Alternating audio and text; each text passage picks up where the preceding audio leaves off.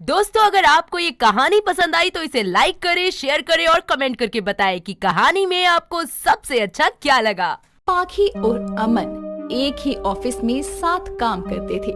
दोनों ही अच्छे दोस्त थे। पाखी का अपने बॉयफ्रेंड धीरज के साथ 5 साल का रिश्ता था। दोनों ही अपने अपने काम में इतना उलझे रहते थे कि एक दूसरे को वक्त तक नहीं दे पाते थे। फिर भी जैसे तैसे करके दोनों का रिश्ता चल रहा था। ऐसे ही एक शाम धीरज डिनर के लिए पाखी को एक रेस्टोरेंट में बुलाता है।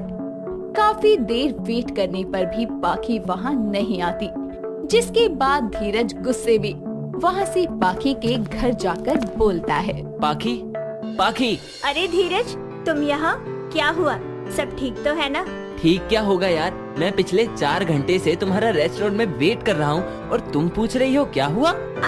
I'm sorry, मैं सच में भूल गई थी।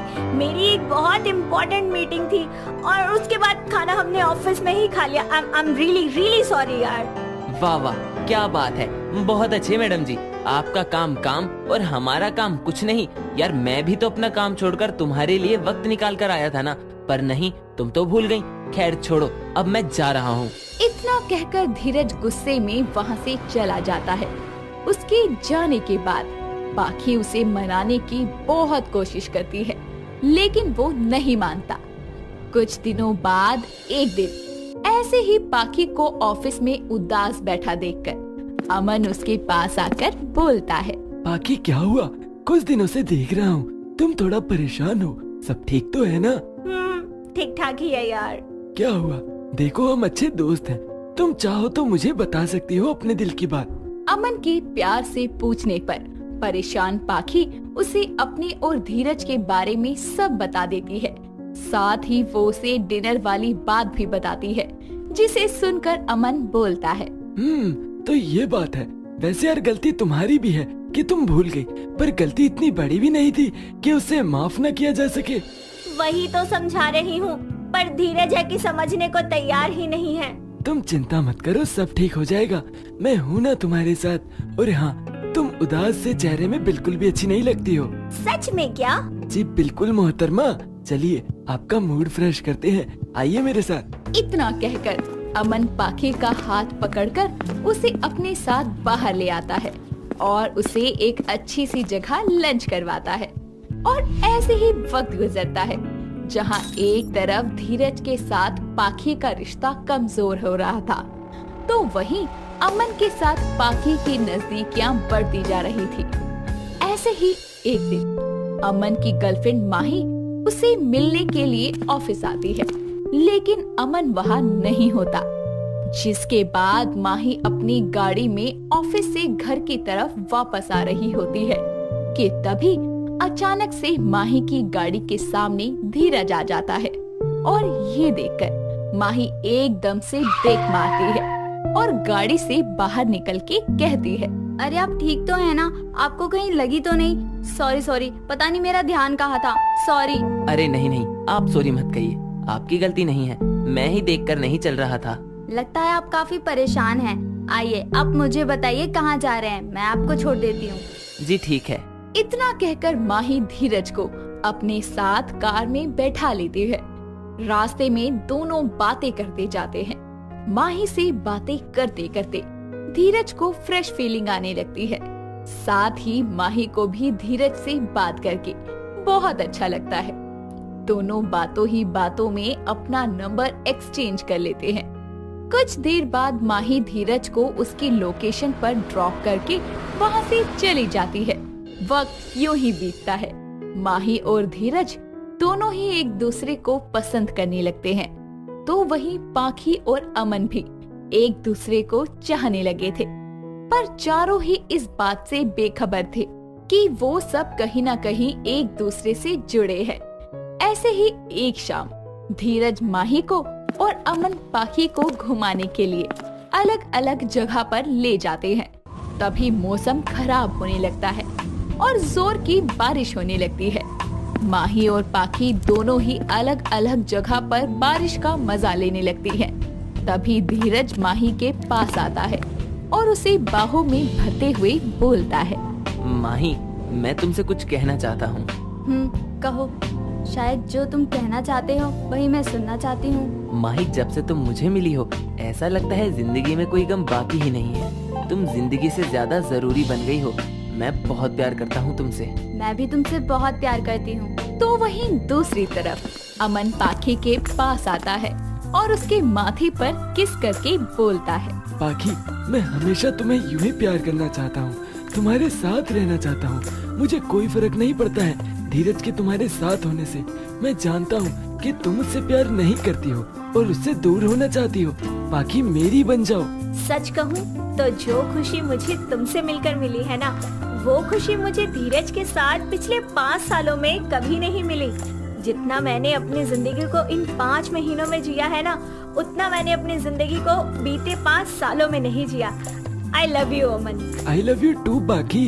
इतना कहकर दोनों एक दूसरे को हक कर लेते हैं और बरसात की उस रात में 2 नई कहानी का आरंभ होता है। ऐसे ही एक शाम अमन माही को कॉल करता है और उसे मिलने के लिए बुलाता है।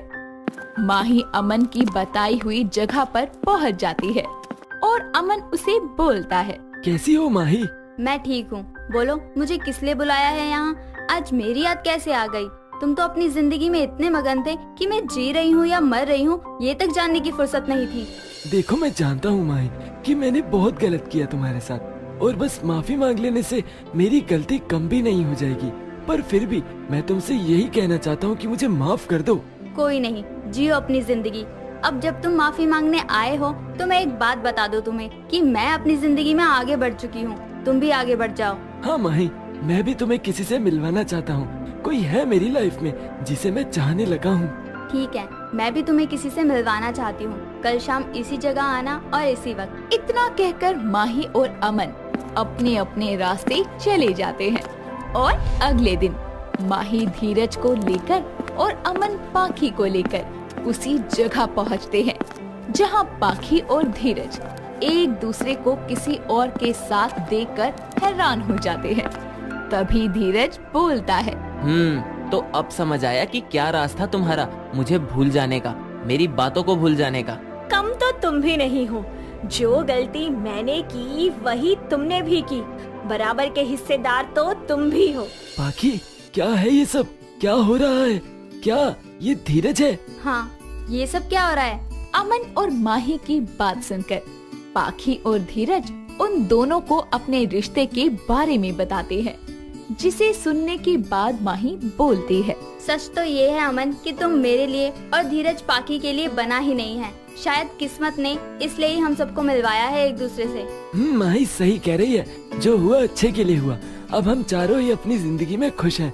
हमें वो मिल गया जो हम चाहते थे। अब हम कोई ऐसा रिश्ता नहीं निभा रहे हैं जिस रिश्ते में बोझ बनकर रहना पड़े। सब कुछ ठीक है और हम सब साथ हैं। चलो फिर हम सब मिलकर सब पुरानी बातें भूल जाते हैं और प्यार के इन बदलते रंगों में अपनी जिंदगी में नए रंग भरते हैं। और इस तरह प्यार के बदलते रंग के इस खेल में 4 लोगों की जिंदगी एक नई खुशियों से भर जाती है। मालनी अपनी बहू शुभी के खर्चों से बहुत परेशान थी, क्योंकि मालनी एक बहुत ही कंजूस टाइप की औरत थी, जो 10 रुपए खर्च करने से पहले 1000 बार सोचती थी। वहीं दूसरी तरफ उसकी बहू शुभी पैसों को पानी की तरह खर्च करती। उसके सबसे ज्यादा पैसे गन्ने के जूस में ही खर्च होते थे, जिसे देखकर उसकी सास मालनी का जी ही जलता रहता था। ऐसे ही दिन बीतते हैं।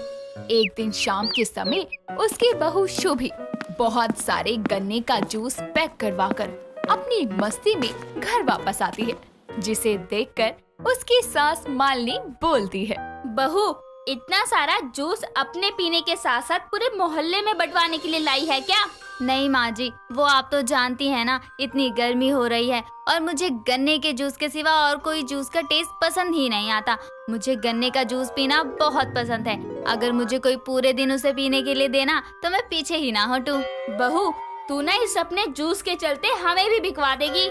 माँ जी, आप कितनी बड़ी वाली कंजूस है। जूस पीने से क्या कोई किसी को बेच देता है?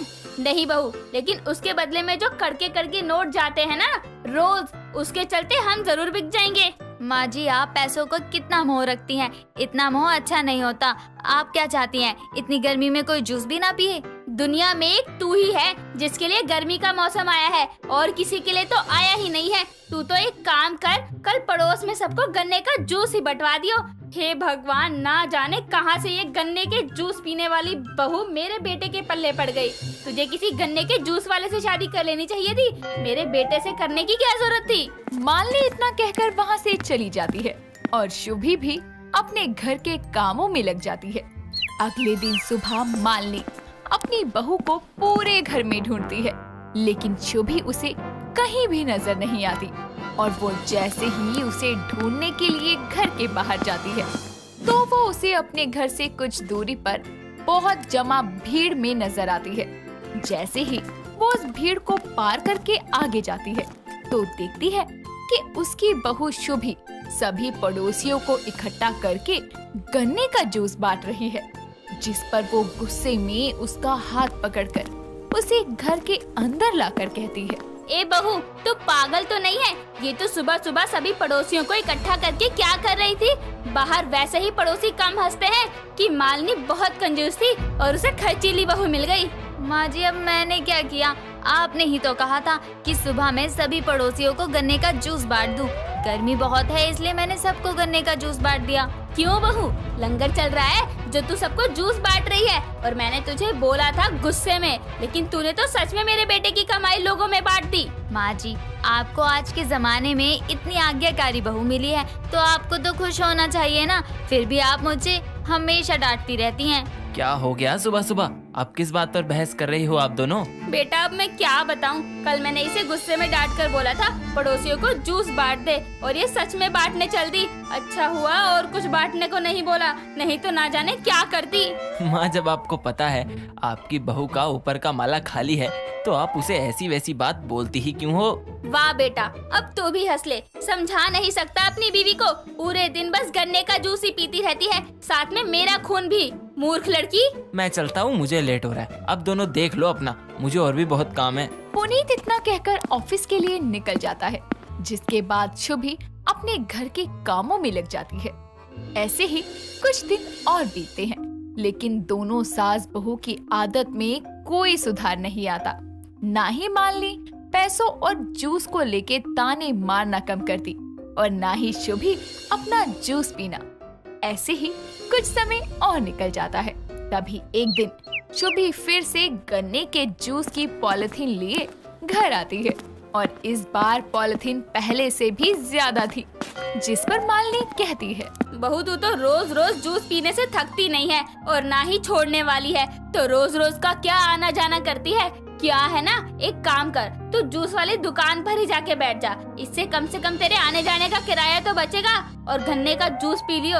यहीं खड़ी रहेगी या कोई काम भी करेगी? सुन, मैं पड़ोस में रमा आंटी के यहाँ जा रही हूँ, थोड़ी देर में आती हूँ। इतना कहकर मालिनी पड़ोस में चली जाती है और शुभी सच में अपनी सास की बात मानकर उनके जाने के बाद जूस की दुकान पर जाकर बैठ जाती है और बड़ी मस्ती से जूस पीने लगती है। कुछ समय बाद जब मालिनी घर वापस आती है और अपनी बहू को पूरे घर में ना देखकर परेशान हो जाती है, तो वो भागकर आस पड़ोस में सबसे पता करती है, लेकिन उसे अपनी बहू की कोई खबर नहीं मिलती। कुछ समय बाद पुनीत ऑफिस से घर आता है और मालती उसे सारी बात बताती है, जिस पर पुनीत कहता है, क्या माँ, आपको कहा था मैंने, उसे ऐसा वैसा कुछ मत बोला करो, वो सच में पागल है। अब उसे कहाँ ढूंढेंगे? बेटा, मुझे सच में लग रहा है कि वो किसी जूस वाले के यहाँ ही बैठी होगी। माँ, बहुत सारे जूस वाले हैं, कहाँ ढूंढेंगे उसे हम? एक काम करते हैं बेटा, हमारे घर से थोड़ी दूर पर एक गन्ने के जूस की दुकान है, पहले वहीं देख लेते हैं, मिल जाए एक बार तब बताऊं इसे मैं। मालिनी और पुनीत दोनों ही शुभी को ढूंढने के लिए निकल जाते हैं। बहुत जगह ढूंढने के बाद भी शुभी नहीं मिलती और वो थककर एक बेंच पर बैठ जाते हैं। तभी मालिनी की नजर एक गन्ने के जूस के स्टॉल पर जाती है, जहाँ शुभी आराम से बैठकर गन्ने का जूस पी रही होती है। मालिनी उसके पास जाकर कहती है, बहू अब तुझे गर्मी नहीं लग रही? तू पागल है ये तो पता था, लेकिन इतनी पागल है ये आज पता चला। माँ जी गर्मी तो बहुत है और लग भी रही है, लेकिन साथ में मेरा मनपसंद गन्ने का जूस भी तो है। जब से आई हूँ तब से 15 गिलास पी चुकी हूँ, और आपने ही तो बोला था आना जाना मत करो, गन्ने के जूस वाले की दुकान पर ही जाकर बैठ जाओ। तो मैं आपकी बात कैसे टाल सकती हूँ माँ जी? हे भगवान क्या करूँ इसका। एक काम कर, तू दुकान अपने घर ही लेकर चली जा। माँ आपने फिर उल्टा बोला। और तुम यार, तुम्हारा दिमाग सच में खराब है क्या? कल को माँ तुम्हें कुएं में कूदने को कहेंगी तो क्या कूद जाओगी? नहीं पुनीत जी, तब तो मैं मर जाऊंगी ना। जब ये पता है तो गन्ने के जूस की बात आते ही तुम्हारा दिमाग क्या घास चरने चला जाता है। माना कि गर्मी बहुत है, तुम्हें गन्ने का जूस पीना भी पसंद है, लेकिन क्या जरूरी है पूरे दिन गन्ने का जूस पीकर ही गर्मी से राहत पाई जाए? लेकिन पुनीत जी, मुझे गन्ने के जूस के अलावा और कुछ पसंद भी तो नहीं है ना, तो मैं क्या करूं? कोई भी चीज तुरंत पसंद नहीं आती, जब हम उसे धीरे धीरे खाना शुरू करते हैं तब पसंद आती है। जिस तरह से गन्ने का जूस फायदा करता है, वैसे ही ज्यादा पीने से नुकसान भी करता है, क्योंकि इसमें पॉलीकोसनोल नामक तत्व होता है जो शरीर को नुकसान पहुंचा सकता है। इससे पेट खराब होने के साथ ही उल्टी, चक्कर आना, इनका भी खतरा पैदा हो सकता है। बेटा तू किसे समझा रहा है? इसके समझ में कुछ नहीं आने वाला। माँ समझने की जरूरत आपको भी है। जब आप जानती हैं शुभी आपकी सारी बातों को सीरियस लेती है, अगर आपको उससे कोई प्रॉब्लम थी तो ताने मारने की जगह उसे प्यार से समझाना चाहिए था। हम किसी से जबरदस्ती तो कुछ नहीं करवा सकते। गर्मी है, अगर उसे गन्ने का जूस पसंद है तो आप उसे पीने से नहीं रोक सकती। हाँ, आपको लग रहा है कि ज्यादा हो रहा है तो आप प्यार से कम करने के लिए कह सकते हैं उसे। पुनीत की बात सुन के मालिनी और शुभी दोनों को अपनी गलती समझ आती है, और दोनों अपनी अपनी गलती के लिए पुनीत से माफी मांगते हुए दोबारा ऐसा कुछ ना करने का वादा करती हैं, जिसके बाद तीनों वापस घर आ जाते हैं। शादी हो जाने के बाद मंदाकिनी शादी के बाद की रस्मों के लिए अपनी बहू सारिका के कमरे का दरवाजा खटखटाती हुई कहती है, बहू, सारिका बहू, रस्मों के लिए हॉल में आजा। सारिका। मंदाकिनी के इतनी आवाज देने पर भी जब उसकी बहू दरवाजा नहीं खोलती, तो मंदाकिनी जोर से दरवाजे को धक्का देती है, तो दरवाजा पहले से ही खुला होता है और कमरे में कोई नहीं होता। वो उसे पूरे कमरे में देखती है, लेकिन सारिका कहीं नहीं मिलती। तभी उसकी नजर कमरे की खिड़की पर पड़ती है, जो खुली हुई थी। तभी वो अपने बेटे मानव को आवाज लगाकर कहती है, मानव, ओ मानव, बहू कहाँ गई? क्या हो गया माँ? सास बनी नहीं कि चिल्लाना शुरू कर दिया? क्या हुआ? अरे नालायक, बहू नहीं है कमरे में, और देख खिड़की भी खुली है। कमरे में नहीं है तो कहाँ गई सारिका? तभी मंदाकिनी खिड़की से बाहर झांक कर देखती है, तो उसे सड़क पर दुल्हन के जोड़े में चलती हुई एक लड़की दिखाई देती है। वो उसे अपनी बहू सारिका समझकर मानव के साथ घर से बाहर आती है, तो देखती है कि शादी का जोड़ा पहने वो लड़की ड्रिंक करती हुई नशे में झूम रही है, और उसे देखकर मंदाकिनी सर पर हाथ रखकर कहती है, हाय राम, ये नासपीटी कौन है? मेरी बहू तो नहीं लगती। अरे ससुराल आते ही ये लड़की कहाँ भाग गई? भागी हूँ मैं शादी से, क्योंकि मुझे नहीं करनी थी उस लल्लू से शादी। साला छिछोरा आया बेड़ा मुझसे शादी करेगा। अब जब बिना दुल्हन के घर जाएगा ना, तब अकल ठिकाने आएगी। माँ, लगता है ये लड़की अपनी शादी से भागी है, और देखो ना नशे में कैसे बड़बड़ा रही है। अरे ये तो शादी से पहले भागी है। तेरी वाली तो शादी करके ससुराल में कदम रखकर उनकी नजरों से भाग निकली। कुछ पता नहीं है। माँ, हमें सारिका को ढूंढना चाहिए, चलिए। दोनों सारिका की तलाश में आगे बढ़ ही रहे होते हैं कि तभी नशे में झूमती वो लड़की सड़क पर आ गिरती है, और उसे देखकर मंदाकिनी वहीं रुक जाती है, और कुछ सोचते हुए मानव को उसे उठाने के लिए कहती है। मानव उस लड़की को अपनी गोद में उठाए घर ले आता है, और सोफे पर लेटाकर कहता है, माँ, इसे अपने घर लाने को क्यों कहा? हमें सारिका को ढूंढने जाना है ना। और सारिका बहू नहीं मिली तब? मतलब तेरी सारिका खोई नहीं है जिसे ढूंढा जाए, वो खुद भागी है। दुल्हन के ससुराल से भागने की बात जब लोगों को पता चलेगी तो कितनी थू-थू होगी मोहल्ले में, इसका अंदाजा भी है तुझे। इसलिए जब तक सारिका नहीं मिल जाती तब तक ये लड़की हमारे काम आ सकती है। कम से कम पड़ोसनों को दिखाने के लिए बहू तो होगी मेरे पास। दिखावे के लिए बहू? माँ ये आप क्या कह रही हो? ना हम इसे जानते हैं ना ये हमें जानती है। अभी ये नशे में है, कल इसे होश आएगा तो ये चली जाएगी फिर। वो सब कल देखी जाएगी। फिलहाल घर में बहू के नाम पर ये लड़की है, इतना ही काफी है मेरे लिए। उस लड़की को हॉल में ही सोता छोड़कर दोनों वहाँ से चले जाते हैं। अगली सुबह जब वो लड़की अपना सर पकड़ते हुए उठकर कहती है, मैं कहाँ हूँ? अपने ससुराल में हो बहू। बहू? नहीं, मैं तो शादी से पहले ही भाग गई थी, फिर बिना शादी के ससुराल कैसे पहुँच गई? ए बुढ़िया, मैं तेरी बहू नहीं हूँ। हाँ नहीं हो तुम बहू, पर हमारी मदद करने के लिए तुम्हें इस घर की बहू बनने का दिखावा करना होगा, क्योंकि मेरी बहू शादी की पहली रात को ही घर से भाग गई है। तू भी कल रात अपनी शादी से भागकर नशे की हालत में घर से बाहर बेहोश हो गई थी। तो क्या तू अपने भागी हुई बहू की जगह मुझे अपनी बहू बनाना चाहती है? ना बाबा ना, मैं तो तुम लोगों को जानती भी नहीं।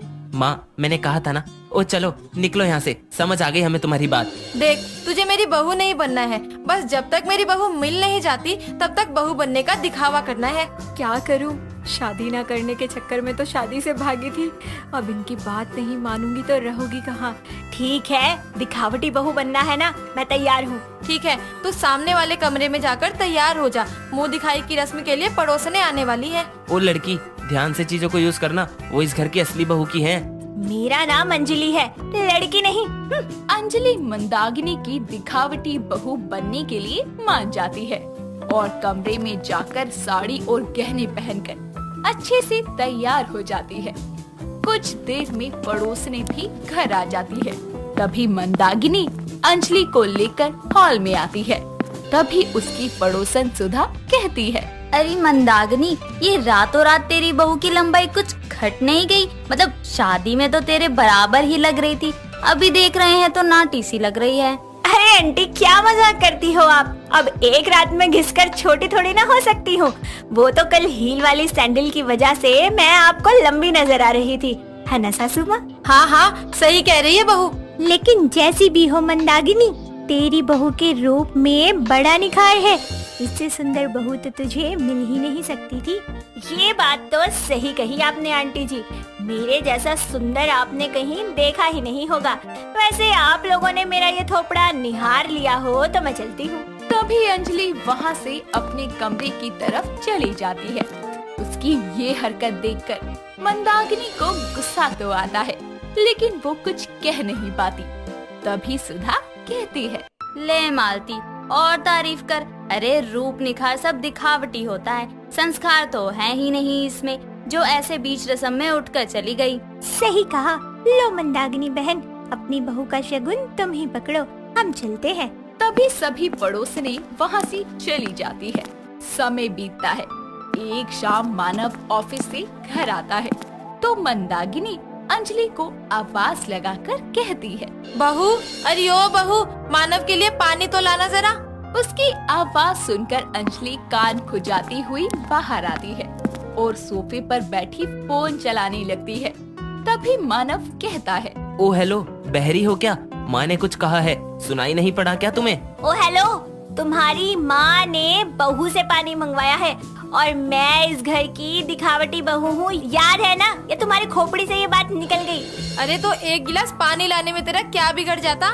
ओहो आंटी जी, मैं आपकी बहू सिर्फ दिखावे के लिए बनी हूँ, लेकिन इसका मतलब ये नहीं है कि मैं दिखावे के लिए काम भी करती रहूँ। इसीलिए पानी हो या चाय, कृपा कर आप खुद जाके पी लीजिए। उसकी इस बात पर मानव को गुस्सा तो बहुत आता है, पर बेचारा अपनी माँ की वजह से गुस्सा पीकर रह जाता है। माँ, इस दिखावे की बहू से फालतू बोला ही मत करो आप। हाँ, वो मैं सारिका की फोटो लेकर एक डिटेक्टिव के पास गया था, उसने कहा वो उसे ढूंढने की पूरी कोशिश करेंगे। ये सब उस कलमुही के कारण हो रहा है, खुद तो भाग गई और उसके चक्कर में दिखावे के लिए इस बला को झेलना पड़ रहा है मुझे। माँ ऐसा तो मत कहो, असली बहू है वो आपकी। अरे तो क्यों भगोड़ों की तरह भाग गई? कोई बात थी तो बताती ना। अरे अब तो वापस लौटकर भी आई ना तो पहचानूंगी भी नहीं। गुस्से में मंदाकिनी वहाँ से चली जाती है। अगली सुबह अंजलि नहाने के लिए जैसे ही बाथरूम का दरवाजा खोलती है, तभी मानव को टॉवेल में देखकर वो चौंक कर गिरने ही वाली होती है कि मानव उसे अपनी बाहों में संभाल लेता है। दोनों एक दूसरे को देखने लगते हैं। तभी अंजलि कहती है, अब क्या दिखावे का रोमांस भी करना पड़ेगा। क्या बकवास है, हटो, मुझे तैयार होना है। इसको देखकर दिल की धड़कनें इतना तेज क्यों भाग रही हैं? ओ हटो भी। अरे मैं कौन सा तुम्हें घेर कर खड़ी हूँ, निकल जाओ साइड से। इस तरह 1 महीना बीत जाता है। सारिका का अब तक कुछ पता नहीं चलता। बहू होने का दिखावा करते करते अंजलि सच में खुद को उस घर की बहू मानने लगी थी। साथ ही अंजलि को मानव से प्यार भी हो गया था। एक दिन उनकी पड़ोसन मालती आती है। अरे बहू, जरा चाय नाश्ता तो ले आ। ये लीजिए सासू माँ, वो मैं कह रही थी कि खाने में क्या बनाना है। ये तो सच में चाय ले आई, इसके सुर क्यों बदल रहे हैं? अरे जो तेरा मन करे वो बना दे। चाय तो बड़ी अच्छी बनाई है बहू तूने। कुछ देर बातें करके मालती वहाँ से चली जाती है और मानव ऑफिस से लौट कर आता है। तभी अंजलि कहती है, आ गए आप, मैं अभी पानी लेकर आती हूँ। ओ दिखावटी, मालती गई, अभी दिखावा करना बंद कर, मैं ले आऊंगी पानी। आप ऐसा क्यों कह रही है सासू माँ? कौन सास? किसकी सास? हो क्या गया है तुझे? अब क्या तू भूल गई कि तू बस दिखावटी बहू है? भूली नहीं हूँ, पर भूलना चाहती हूँ, क्योंकि मुझे आदत हो गई है इस घर की, आपको सासू माँ कहने की। और सबसे बड़ी भूल तो मैं आपके बेटे से प्यार कर बैठी हूँ। ये क्या बोल रही है? माँ, वो तो सही कह रही है, हमारी वजह से ही तो इस घर में बहू बनने का दिखावा करती रही। अब जब अनजान लोग साथ में रहेंगे तो लगाव तो होगा ही ना। और इसका क्या कहूँ, मैं खुद भी इसे पसंद करने लगा हूँ। तुम दोनों क्या बोल रहे हो? सासू माँ, मैं नहीं जानती आपकी असली बहू कब आएगी, लेकिन आपकी दिखावटी बहू अब आपकी असली बहू बनना चाहती है। दोनों की बातें सुनकर मंदाकिनी दंग रह जाती है, लेकिन कहीं न कहीं खुद भी वो अंजलि को अपनी बहू के रूप में स्वीकार कर चुकी थी। इसीलिए वो दोनों को गले से लगाकर उसकी खुशी के लिए मान जाती है। सुमित्रा अपने बेटे निशांत को फोन करके उससे बोलती है, आर यू क्रेजी? तुझे किसने बोला था उस बिहारन नेत्रा से शादी करने के लिए? यहाँ की लड़कियों में ऐसी कौन सी कमी दिख गई थी तुझे जो तूने उस बिहारन से शादी कर ली? माँ, एक बार आप नेत्रा से मिलकर तो देखो, आपको अपने आप पता चल जाएगा कि मैंने ऐसा क्या देखा उसमें जो मैंने उससे शादी की। अरे मुझे नहीं मिलना उस बिहारन से, और हाँ याद रखना उस बिहारन को इस घर में कभी मत लेकर आना। इतना बोलकर वो गुस्से में फोन रख देती है। वहीं नेत्रा निशांत के पास आती है और उससे कहती है, अरे ये क्या, आज आपने फिर से मेरे आने से पहले ही फोन रख दिया। आखिर कब तक आप मेरी माँ जी से बात नहीं करवाओगे? वो मैंने ना माँ को हमारी शादी के बारे में नहीं बताया, और ये खबर उनको कहीं और से मिली है, बस इसलिए वो थोड़ी नाराज है। पर तुम टेंशन मत लो, सब ठीक हो जाएगा, क्योंकि हम कुछ दिनों के बाद बिहार से पुणे माँ के पास जा रहे हैं। अगर माँ मुझे देखकर और नाराज हो गई तो? क्या नेत्रा, तुम फिर से यही सारी बातें लेकर बैठ गई? अरे बैग पैक करो, हमें 1-2 दिन में निकलना है। नेत्रा निशांत की बात सुनकर बैग पैक करती है और मन ही मन सुमित्रा के बारे में सोचती है। 2 दिन बीत जाते हैं और वो दोनों मॉर्निंग की फ्लाइट लेकर पुणे से अपने घर आते हैं और घर आकर घर की डोरबेल बजाते हैं, जहाँ पर सुमित्रा डोर खोलकर नेत्रा की साड़ी और उसको सर पर पल्लू देखकर गंदा सा मुंह बनाती है। साथ ही अपने बेटे को गले लगाकर बोलती है, कम इन माय डियर सन, कम कम। पाए लागू अम्मा जी, कैसन है आप? दूर रहो मुझसे, गंवार कहीं की। अरे दादा, अम्मा जी आपको कौन बोला कि हम गवार हैं? अरे हम 8वीं कक्षा तक पढ़े हैं। ओ क्या बात है ना कि 8वीं कक्षा में हम एक बार फेल हो गए थे, इसीलिए अब बस 7वीं कक्षा तक ही पढ़े हैं, लेकिन हाँ पढ़े जरूर है। मुझे ना तुमसे यही उम्मीद थी, ब्लडी फूल। ई का लागत है अम्मा जी हमसे नाराज हुई गई, पर कोनो बात नहीं, एक दिन आपकी ये नाराजगी भी खत्म हो जाएगी। इतना बोलकर सुमित्रा गुस्से में अपने कमरे में चली जाती है और निशांत नेत्रा से कहता है, नेत्रा, ये सब क्या है? ऐसे तो माँ तुमसे और नफरत करने लगेगी। निशांत, मेरी सच्चाई जानकर माँ मुझे एक पल में अपना लेंगी, लेकिन उनके दिल में बिहारियों और छोटी जाति वालों को लेकर जो कड़वाहट है वो कैसे खत्म होगी? मेरा मकसद उसे खत्म करना है, बस इसीलिए मैं ये सब कर रही हूँ। इंसान बिहारी हो, गुजराती हो या मराठी हो, होता तो इंसान ही है ना। वैसे किचन कहाँ है? इतना बोलकर वो निशांत से किचन का रास्ता जानकर किचन में जाकर खाना बनाने लगती है और कुछ ही देर के बाद सुमित्रा के पास खाना ले जाकर उससे बोलती है, ये लीजिए माँ जी, आज हम अपने हाथों से आपके लिए स्पेशल लिट्टी चोखा बनाए हैं, खाइए खाइए। सुमित्रा उसको अपने सामने देखती है और आग बबूला हो जाती है और खाने को फेंक कर उससे कहती है, ओ बिहारन, तेरी इतनी हिम्मत कैसे हो गई कि मुझसे बिना पूछे मेरे ही किचन में जाकर ये सड़क छाप खाना बनाने लग गई, लिट्टी चोखा। आखिर किससे पूछ के किया तूने ये सब? अरे अम्मा जी, अगर आपको दाल भात चोखा तरकारी नहीं खाना है तो हमको कह दीजिए ना, हम आपके लिए कोई दूसरा खाना बना देंगे। और रही बात किचन माँ की, तो हम है इस घर की बहू और हमारा इस घर का किचन पर, सोफा पर, बाथरूम पर, हर चीज पर बराबर का हक है। यू बिहारन, मुझे ना तुम्हारे हाथ से बना हुआ ये दाल भात नहीं खाना। मुझे जो खाना होगा ना वो मैं ऑर्डर कर लूंगी, और हाँ, मेरी नजरों से दूर हटो। इतना बोलकर वो उसको अपने कमरे से धक्के मार कर निकाल देती है कि तभी हाई हील्स पहनने की वजह से उसके पैरों में दर्द शुरू हो जाता है और वो दर्द से वहीं पर ही अपने बेड पर बैठ जाती है। पर नेत्रा जल्दी से भाग जाती है और उसको जाता हुआ देखकर सुमित्रा खुद से बोलती है, बिहारन, अभी तो कुछ देर पहले ऐसे दिखा रही थी कि मेरी कितनी फिक्र हो, पर जैसे ही देखा कि सास के पैरों में दर्द हो रहा है, वैसे ही यहाँ से भाग गई। सुमित्रा अपने पैरों का दर्द लेकर बेड पर लेट जाती है और अपनी आंखें बंद कर लेती है। थोड़ी ही देर के बाद नेत्रा एक छोटी सी कटोरी में तेल लेकर आती है और अपनी सास के पैरों के पास बैठकर उसके पैरों में तेल लगाने लगती है कि तभी सुमित्रा की आंखें खुलती हैं और वो अपना पैर हटाकर उससे बोलती है, अरे ये सब क्या कर रही है?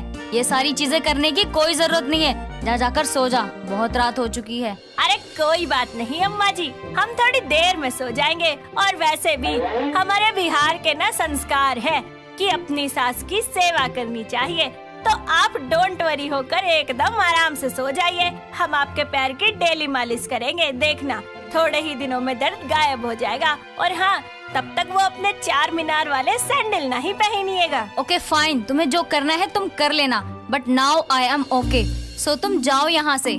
नेत्रा अपनी सास के पैरों की मालिश करके वहाँ से चली जाती है। ऐसे ही समय बीतता जाता है और धीरे धीरे सुमित्रा के दिल में बिहारियों के लिए नफरत कम होने लगती है। ऐसे ही एक दिन सुमित्रा की कुछ दोस्त उसके घर किटी पार्टी के लिए आती हैं, जहां नेत्रा उन सभी के लिए चाय नाश्ता लेकर जाती है।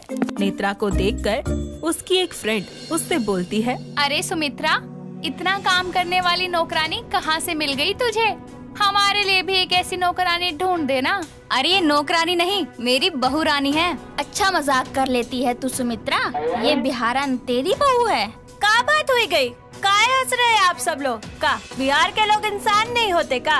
अरे जब हमारे अम्मा जी कह रही हैं कि हम उनकी बहू है, तो आप लोगन मान लीजिए ना, काहे बत्ती से चसा रहे हैं? Oh please don't talk to me. Sumitra, तू बिल्कुल पागल है। ये किसको तूने अपने घर की बहू बना लिया? मैंने ना तुम्हें इतने राइट्स नहीं दिए हैं कि तुम मेरी बहू का मजाक बनाओ।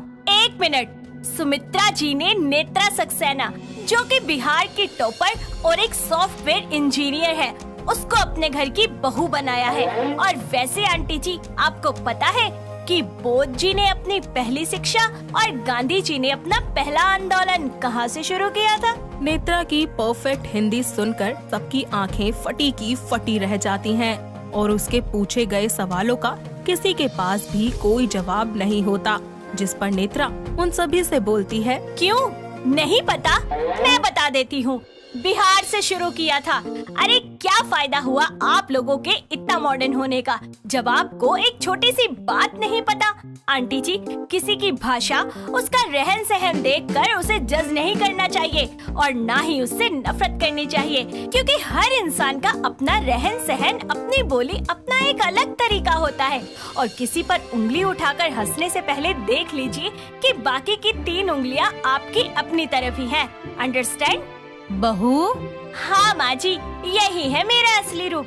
ये वेशभूषा तो मैंने इसलिए बनाई थी ताकि आपके दिल में बिहारियों और छोटी जात वाले लोगों को लेकर जो नफरत है उसे मिटा पाऊँ। और देखिए, आज मैं अपने मकसद में कामयाब हो गई। नेत्रा का सच और उसकी बातें सुनकर सुमित्रा की सभी दोस्त की गर्दन शर्म से झुक जाती है और वो उनसे माफी मांगकर वहाँ से चली जाती हैं। जिसके बाद दोनों सास बहू मॉडर्न और अपने संस्कारों के साथ एक बार फिर जिंदगी की शुरुआत करती हैं और खुशी खुशी रहने लगती हैं।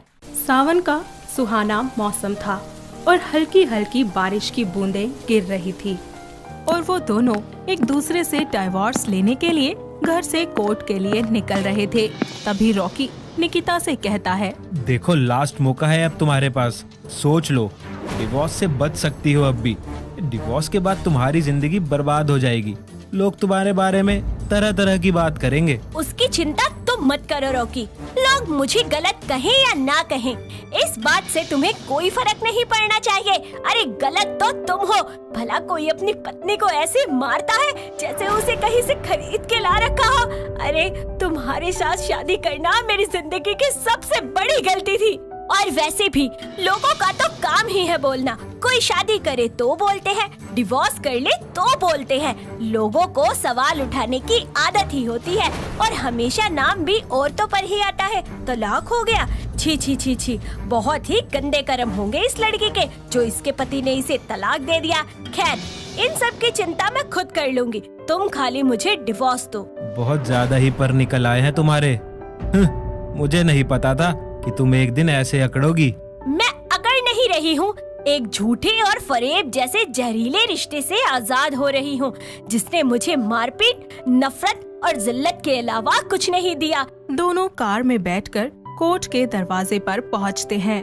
दोनों अंदर जाकर अपने डिवोर्स की बात करते हैं और जज उन्हें आखिरी वार्निंग और समझाते हुए फैसला लेने को कहते हैं।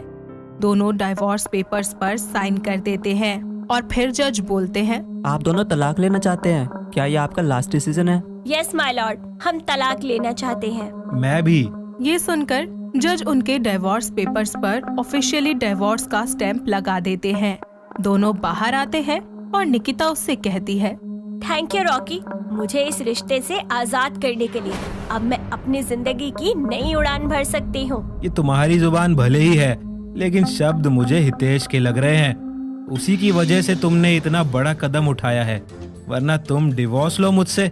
अरे तुम्हारी इतनी औकात कहाँ। माइंड योर लैंग्वेज, हितेश के बारे में मैं कुछ नहीं सुनूंगी।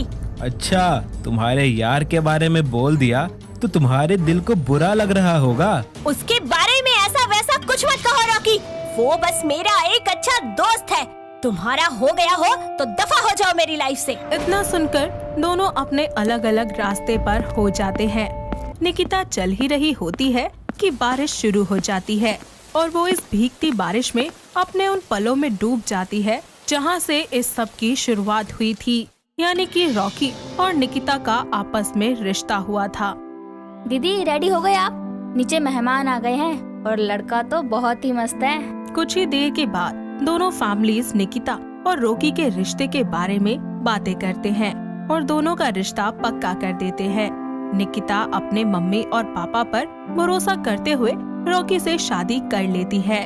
ज्यादा कुछ रॉकी के बारे में न निकिता को पता था और न ही उसके पेरेंट्स को। धीरे धीरे निकिता अपने ससुराल की सारी जिम्मेदारियां अच्छे से निभाती है। ऐसे ही एक दिन निकिता रॉकी को खाना देती है, जिसे खाने के बाद रॉकी उस पर बरसते हुए उससे बोलता है, ये क्या है? What the hell is this? ऐसा खाना कौन बनाता है?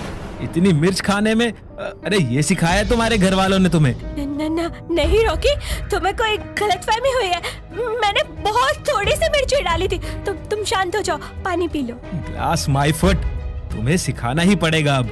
इतना बोलकर रॉकी निकिता के मुंह में जबरदस्ती लाल मिर्च का पाउडर लाकर उसे खिला देता है, जिसे खाने के बाद निकिता के होठ मिर्च से छिल जाते हैं। वक्त बीतता जाता है। रॉकी छोटी छोटी बातों पर निकिता को टॉर्चर करने लगता है। कभी उसे खाना नहीं देता तो कभी बंद कमरे में उसके हाथ पैर बांधकर उसे दर्द से तड़पाता और बाहर जाकर दूसरी लड़कियों के साथ मजे करता था। निकिता भी उससे कुछ नहीं कहती और न ही अपने घर वालों को इस बात की खबर होने देती। इतना बर्दाश्त करते हुए निकिता खुद से एक दिन बंद कमरे में रोते हुए कहती है, पता नहीं रॉकी, मैंने तुम्हारा क्या बिगाड़ा है? तुम मुझे पसंद क्यों नहीं करते हो? क्यों मुझे इतना मारते हो? क्यों सताते हो? काश मारते मारते एक दिन तुम थक जाओ और तब तुम्हें रियलाइज हो कि तुमने कितना गलत किया है मेरे साथ। समय इस तरह फिसलता रहता है, लेकिन रॉकी के हाथ निकिता को मारते हुए नहीं थकते। ऐसे ही एक दिन निकिता के गले और सर पर हल्की चोट होती है। इसी बीच निकिता के घर वाले उससे मिलने आते हैं और उसकी ऐसी हालत देखकर उससे कहते हैं, अरे बेटा, ये क्या हुआ? इतनी चोट कैसे लग गई तुझे? अरे वो मेरा सीढ़ियों से उतरते हुए पैर फिसल गया था, साड़ी अटक गई थी। बेटा, तो हमसे कुछ छुपा तो नहीं रही? पापा, ऐसी कोई बात नहीं है, मैं ठीक हूँ, दवाई भी लगा ली है। अच्छा बेटा, आंखें बंद कर, तेरे लिए एक सरप्राइज है। ये सुनकर वो अपनी आंखें बंद कर लेती है और तभी पार्टी पॉपर्स ब्लास्ट करते हुए हितेश उससे बोलता है, निक्की, आंखें खोल और देख कौन आया है। माँ, पापा, ये कौन है? ओए निक्की, तू मुझे भूल गई? अरे तेरा दोस्त हितेश, कॉलेज वाला फ्रेंड यार। अंकल आंटी, अब मुझे लाए ही क्यों? इसे तो कुछ याद ही नहीं है। ओए, कहीं तो वही वाला हितेश तो नहीं है जो कैंटीन में बैठकर मेरा सारा खाना खाता था? हाँ हाँ, वही वाला हितेश डम्बो। उन दोनों को ऐसे बातें करता हुआ देखकर रॉकी किलस जाता है। निकिता के पाँव के नीचे अचानक एक कैन आ जाती है, जिससे उसे ठोकर लगती है और वो अपने बीते पलों से बाहर आ जाती है। बारिश में भीगी पलकें लेकर निकिता चलती रहती है। तभी उसकी तरफ छाता लिए एक हाथ आगे बढ़ता है और निकिता को भीगने से बचा लेता है। और निकिता जब उसे पीछे मुड़कर देखती है तो उसके सामने हितेश होता है, जिसे देखकर वो उसे गले लगा लेती है और बोलती है, थैंक यू हितेश, तुम नहीं आते तो आज शायद मैं अपनी जिंदगी में ये आजादी कभी महसूस ही नहीं कर पाती। तुमने सच में मेरी बहुत हिम्मत बढ़ाई और मुझे ये फैसला लेने की हिम्मत दी। कोई बात नहीं निक्की, मैं तो तुम्हारे साथ हमेशा ही खड़ा हूँ। चलो हम चाय पीने चलते हैं। निकिता हितेश के साथ चल ही रही होती है कि वो उसके फेस को देखकर उसके बारे में सोचने लगती है, उस टाइम के बारे में जब वो दोनों एक साथ कॉलेज में पढ़ा करते थे। ओए निक्की, चल ना, कब से क्लास ओवर हो गई है। चल यार, भूख लग रही है मेरे को। मुझे पता है भूख तो तुझे कब की लगी होगी, और ये भी पता है कि कैंटीन में जाऊंगी और तू मेरा सारा खाना चट कर जाएगा।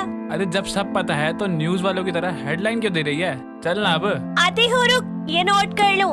हितेश उसका हाथ पकड़कर कैंटीन में ले जाता है, जहाँ दोनों एक दूसरे के साथ खाना खाते हैं।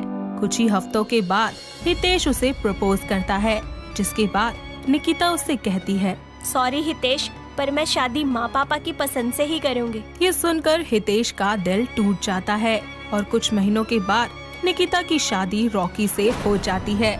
निकिता से मिलने उसके मम्मी पापा आते हैं, साथ में हितेश भी आता है और दोनों खूब बातें करते हैं। ये सब देखकर रॉकी किलस जाता है और उन सब के जाने के बाद वो उसे बहुत मारता है, साथ ही पूरे घर में आग लगा देता है जिससे वो मर जाए।